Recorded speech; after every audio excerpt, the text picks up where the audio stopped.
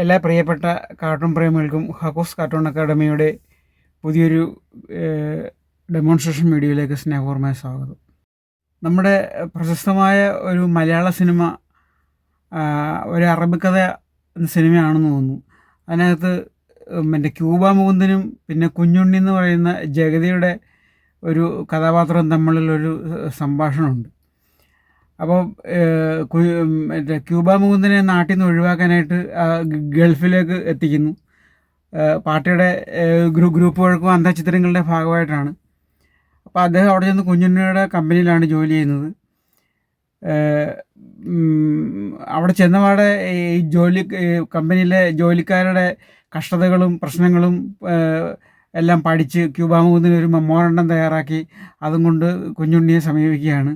അപ്പോൾ കുഞ്ഞുണ്ണി ചോദിക്കുകയാണ്, ഈ വന്ന ഇത്രയും ദിവസം കൊണ്ട് തന്നെ നിങ്ങളെല്ലാം ഈ കമ്പനിയിലെ തൊഴിലാളികളുടെ പ്രശ്നങ്ങളെല്ലാം മനസ്സിലാക്കി കളഞ്ഞല്ലോ, അവ എല്ലാം വിശദമായിട്ട് മനസ്സിലായി എന്നും പറഞ്ഞിട്ട് ഈ ക്യൂബ മുകുന്ദനെ സ്വീകരിക്കുന്ന, എന്നിട്ട് തൊട്ടടുത്ത് തന്നെ അദ്ദേഹത്തിന് നാണം കെടുത്തുന്നുമുണ്ട്. ആ ഒരു സീനുണ്ട്. ഈ സീൻ ഇപ്പോൾ ഓർമ്മ വന്നത് നമ്മുടെ പരിസ്ഥിതി ദിനവുമായിട്ട് ബന്ധപ്പെട്ട് നമ്മുടെ കൃഷി വകുപ്പ് രാജ്ഭവനിൽ നടത്തിയ ഒരു പരിപാടി ചീറ്റിപ്പോയതിനെ തുടർന്ന് ഈ രാജ്ഭവനും സർക്കാരും തമ്മിൽ ഇപ്പോൾ അത്ര സ്വരച്ചേർച്ചയിലല്ല. മറ്റേ ഗവർണർ RSSൻ്റെ ആളാണെന്ന് ഉള്ള ഒരു മഹത്തായ കാര്യം ഇവർ CPIക്കാർ കണ്ടുപിടിച്ച്. ഈ രാജാവിനേക്കാളും വലിയ രാജഭക്തി എന്ന് പറഞ്ഞാൽ CPI മന്ത്രി പ്രസാദാണ് അത് ആ മഹാകാര്യം ആദ്യം കണ്ടുപിടിച്ചത്.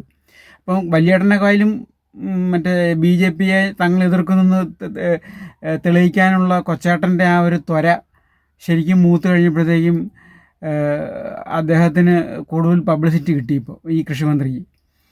അപ്പോൾ മറ്റേ രാജ്ഭവനിൽ നടത്തിയ ചർച്ചയിൽ പിന്നെ പരിപാടിയിൽ ഭാരതാംബയുടെ ചിത്രത്തിൽ പുഷ്പാർച്ചന നടത്തുന്ന ഒരു ചടങ്ങുണ്ടായിരുന്നു.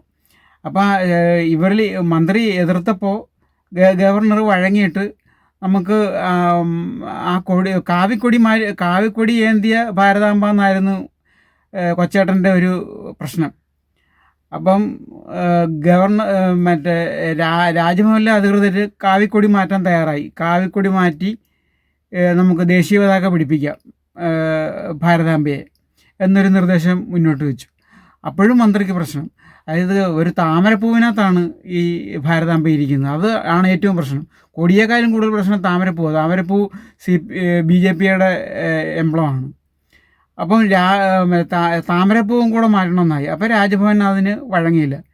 അപ്പോൾ ഇങ്ങനത്തെ ചെറിയ തരികട പരിപാടികൾ കൊണ്ട് വാർത്ത സൃഷ്ടിക്കാനുള്ള ഈ തുക്കട പരിപാടികൾ കൊണ്ട് ഈ കൊണ്ടു നടക്കുന്ന ഈ ഇടതുപക്ഷ ബുദ്ധിജീവികളുടെ ഒരു പരിതാപകരമായ അവസ്ഥയാണ് നമ്മൾ കാണുന്നത്. ഈ മറ്റേ വലിയ പാണ്ടിലോറിയുടെ മുമ്പിൽ ഈ ചെറിയ തവള ഇങ്ങനെ മസിൽ വരിപ്പിച്ച് നിൽക്കുന്ന കണക്കാണ് CPIയുടെ അവസ്ഥ. CPIയുടെ അവസ്ഥ എന്തുവാണ്? ഇപ്പോൾ എത്ര മെമ്പർമാർ അവർക്കുള്ളത്? ആകപ്പാടെ ഈ മറ്റേ കേരളത്തിൽ നിലനിൽക്കുന്ന ഇത്ര സ്ഥലത്ത് തന്നെ വലിയേട്ടൻ്റെ ചവിട്ടും തൊഴിയും തുപ്പുകയറ്റ് ഇങ്ങനെ കിടക്കുവാണ്. ഏതാണ്ട് വിരലിലെണ്ണാവുന്ന MP മാരും മറ്റേ രാജ്യസഭ MP മാരാണ് ഉള്ളത് കൂടുതൽ. അങ്ങനെയുള്ള MP മാരുണ്ട്.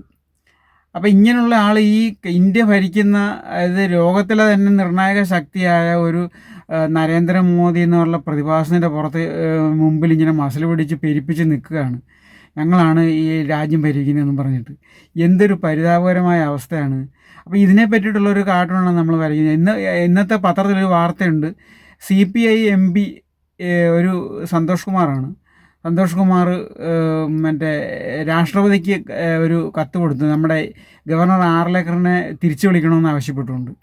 ഇവരങ്ങോട്ട് കത്ത് കൊടുക്കുന്നപാടെ തിരിച്ചു വിളിക്കാനായിട്ട് ഇങ്ങനെ മോടി ഒരുങ്ങിയിരിക്കുകയാണ്. തമാശ കഥകളാണ് ഇവരുടെ തമാശ കഥകൾ. അപ്പോൾ ഇതിനെ പറ്റിയിട്ടാണ് ഒരു കാർട്ടൂൺ പറയുന്നത്. ഞാനത് ഈ മറ്റേ രാഷ്ട്രപതി ഇപ്പോൾ ഈ മറ്റേ ഭാരതാംബയുടെ ഫോട്ടോ മാറ്റുന്നതിൻ്റെ ഒരു ബഹിസ്ഫുരണം എന്നുള്ള നിലയിൽ മറ്റേ സെക്രട്ടേറിയറ്റിൽ നിന്ന് മറ്റേ രാഷ്ട്രപതിയുടെ ഫോട്ടോ വരെ മാറ്റി വരും വാശിപ്പുറത്ത്. അപ്പോൾ അങ്ങനെയുള്ള ടീമുകളാണ്.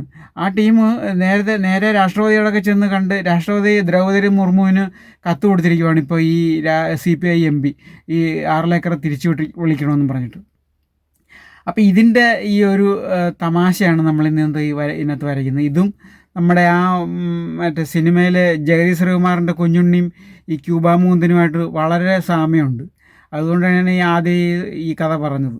അപ്പം നമുക്ക് ഇതിൻ്റെ ഈ മറ്റേ വരയിലോട്ട് കിടക്കാം. എല്ലാ മാന്യ പ്രേക്ഷകർക്കും ഒരിക്കൽ കൂടി സ്വാഗതം.